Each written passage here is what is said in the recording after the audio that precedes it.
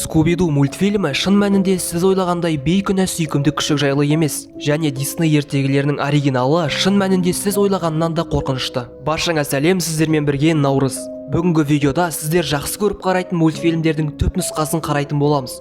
Видео өте қорқынышты болмақ. Сіздерге үлкен өтінішім бар. Каналды тез етіп 1000 подписчикке жеткізіп тастайықшы. Ол үшін арнаға жазылып лайк басуды ұмытпаңыздар. Ендеше бастаймыз.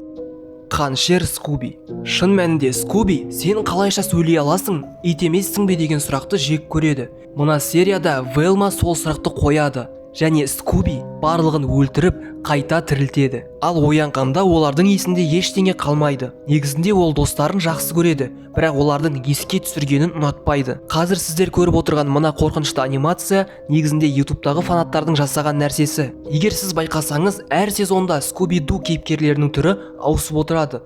Бұл Скубидің жасаған операциясының әсері болуы мүмкін. Әрине, анимация өте қорқынышты шыққан, ал біз екінші теорияны бастаймыз. Шегги жындыханада. Кейбір фанаттардың айтуынша Шегги тым әлсіз, қанша тамақ жесе де семірмейді. Біздің әлемде көп тамақ жеген адам семіреді. Яғни мультфильмдегі әлем біздің әлем емес, ол Шеггидің қиялы. Ол қазір жындыханада. Жедел жәрдем көлігі оған команданың машинасы секілді көрінеді, ал дәрігерлер оған достары секілді көрінеді.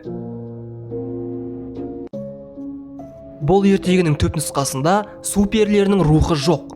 Ариэль адамдардыкіндей рухқа ие болу үшін адамға тұрмысқа шығу керек екен. Сол үшін ол шайтанға келеді. Иә, біз көрген мультфильмде ол сиқыршыға баратын, ал бұл жерде шайтан деген екен.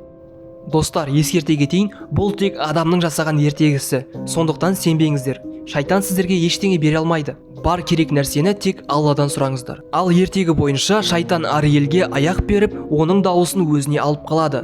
Ариэль ханзаданы кезіктіреді.